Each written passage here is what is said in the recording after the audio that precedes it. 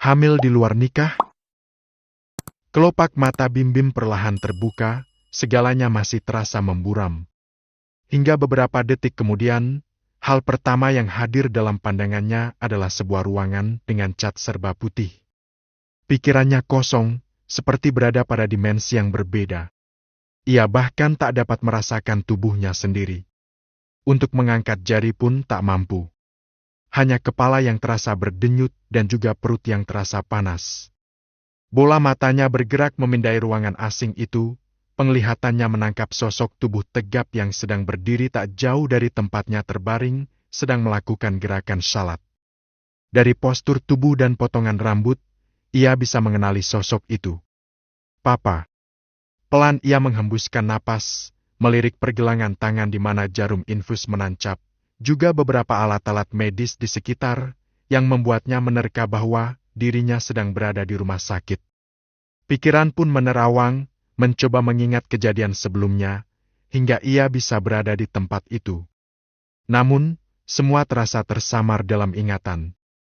Satu-satunya yang teringat hanyalah saat ia diam-diam pergi dari rumah tanpa sepengetahuan Uma. Lalu, ikut balapan liar bersama teman-temannya. Alhamdulillah, kamu sudah bangun, Nak? Nada penuh khawatir itu menyapa, disusul dengan pelukan dan kecupan di kening, berulang-ulang.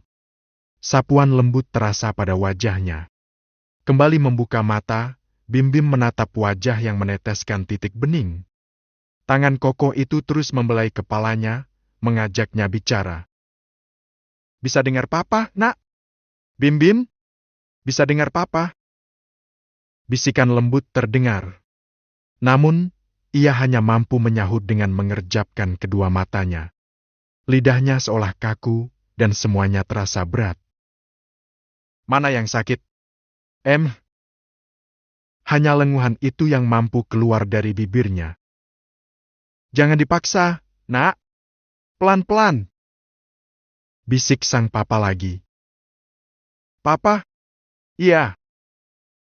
Sahut Alfian, mendekatkan telinga, sebab suara Bim-Bim terdengar sangat lemah. Sakit. Keluhnya sambil meraba perut dengan gerakan sangat lemah. Alfian mengerti apa yang dirasakan putranya, cepat ia memanggil seorang perawat yang bertugas untuk memeriksa. Demi memastikan kondisi putranya sudah lebih baik. Menjelang fajar suasana masih tampak sunyi, hanya beberapa petugas kebersihan yang terlihat. Boy pun baru kembali setelah salat di musola. Mendengar adiknya telah siuman membuatnya tergesa-gesa masuk ke ruangan. Ia melihat Bim-Bim yang sedang ditangani dua orang perawat. Gegas ia mendekat dan menggantikan posisi sang perawat untuk memeriksa adiknya. Perutnya perih, Dek. Bisik Boy sambil meraba perut. Bim-Bim mengangguk pelan. Mual? Enggak. Sahut pemuda itu lemah. Ini sakit. Ia menunjuk perut atas. Nggak apa-apa. Cuma efek keracunan minuman semalam. Nanti hilang sendiri. Lagi, pemuda itu melirik sang papa yang berdiri di sisinya dengan raut wajah khawatir. Menggenggam tangannya erat. Papa. Alfian menatapnya dengan mata berkilat. Iya, Nak. Maafin Bim-Bim. Ucapnya lirih. Papa juga minta maaf, Nak. Papa banyak kurangnya sebagai orang tua. Bisik Alfian. Maafkan Papa kalau ada sikap yang membuat kamu tersinggung. Kamu tetap anak Papa yang berharga, sama seperti kakak-kakakmu yang lain.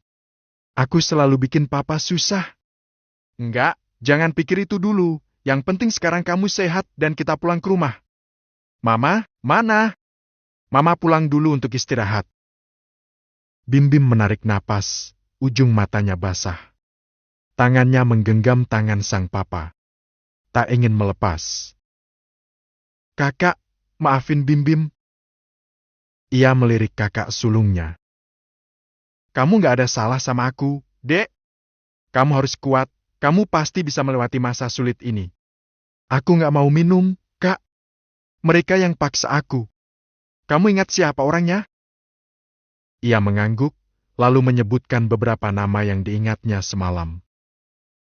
Oma pasti marah karena aku diam-diam pergi dari rumah. Enggak, Oma enggak marah. Mama juga enggak. Tenang, jangan pikir itu dulu.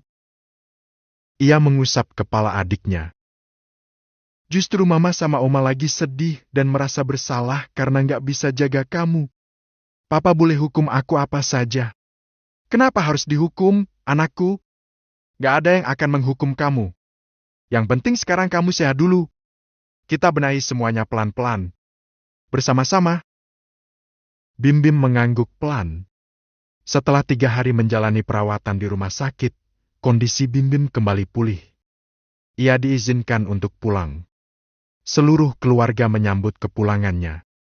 Erlan dan Bian bahkan menunda perjalanan keliling Eropa mereka untuk menemani adik bungsunya. Sementara para pemuda yang terlibat kejadian malam itu sudah diamankan. Beberapa di antaranya merupakan preman jalanan, namun ada pula yang masih berstatus sebagai pelajar dari sekolah yang berbeda. Kehidupan kembali berlanjut. Di sisi lain, pernikahan Raffi dan Vio mulai dipersiapkan. Seluruh keluarga Darmawan mengambil bagian masing-masing. Joe dan Bayu turut ambil bagian dalam persiapan pernikahan putranya. Sementara Vio sedang mempersiapkan wisudanya. Saat ini ia sedang berada di kampus untuk melakukan gladi resik. Vio sedang duduk bersama beberapa teman saat merasakan kepala berdenyut, disusul dengan rasa mual di perut yang kembali menyerang. Hue! Ia menutup mulut dengan telapak tangan, langsung bangkit meninggalkan aula dan berlari menuju kamar mandi untuk menuntaskan mualnya. Beberapa menit berlalu, ia kembali ke aula. Baru akan masuk, tatapan sebagian orang sudah mengarah kepadanya. Ada pula yang sedang saling berbisik sambil menyembunyikan tawa. Ragu-ragu Vio melangkah masuk dan duduk kembali ke tempatnya. Namun, perbincangan beberapa mahasiswa lain mengalihkan perhatiannya. Vio, apa benar gosip kalau kamu hamil? Tanya Cindy, mendekat dan berbisik di telinga. Mendadak wajah Vio berubah. Kata siapa? Tanya Vio, menebak penyebab suasana riuh yang terjadi di aula. Gosipnya gitu. Makanya anak-anak jadi heboh. Vio melirik beberapa pemuda yang ada di sana, lalu kemudian terdengar sorakan yang mengarah padanya. Dugaannya hanya mengarah pada satu nama, yaitu Dinda, namun wanita itu tak berada di gedung aula. Di sisi lain, Raffi sedang berada di musola kampus saat mendengar bisik-bisik dari beberapa mahasiswi. Kamu tahu nggak, di aula lagi heboh? Ucap salah seorang di antaranya. Heboh kenapa? Tahu mahasiswi yang namanya Viola Darmawan? Tanyanya menggebu. Raffi mengerutkan dahi mendengar nama Vio disebut. Ia yang sedang memakai sepatu itu menajamkan pendengaran. Taulah, dia kan keponakannya Alfian Setio Darmawan, Sultan yang terkenal itu. Benar. Kenapa dengan dia memangnya? Pembicaraan semakin seru. 5 mahasiswa itu berkumpul.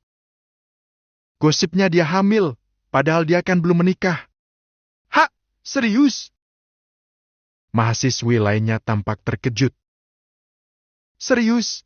Itu di aula lagi heboh banget. Gak nyangka loh, padahal dia kelihatan alim dan kalem gitu. Kebayang gimana malunya keluarga Darmawan. Keluarga mereka kan terkenal religius. Udah nikah kali, tapi belum diumumkan. Sahut salah satu mahasiswa. Kalau udah nikah pasti udah kesebar, dong. Apalagi setauku dia anak perempuan satu-satunya. Keluarganya pasti gelar pernikahan mewah kayak pernikahan anak lainnya.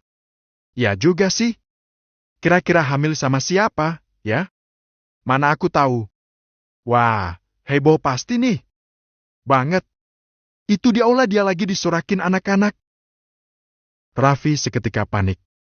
Tanpa mengulur waktu ia segera menuju aula untuk melihat kejadian di sana. Benar saja, saat memasuki gedung itu suasana tampak riuh. Beberapa mahasiswa terdengar bersorak dan tertawa, sementara Vio duduk di kursi sambil menangis. Rencana pernikahan mereka memang belum diumumkan karena masih dalam tahap persiapan. bahkan undangan belum disebar. Ada apa ini? Suara Raffi memecah keributan. Suasana mendadak tenang. Itu, Kak. Ada yang ketahuan hamil di luar nikah. Ucap salah satu mahasiswi sambil melirik ke arah Vio. Salah satu pemuda yang menyimpan dendam karena cintanya pernah ditolak oleh Vio ikut tertawa. Hasil goyangan siapa itu? Sorakan kembali terdengar.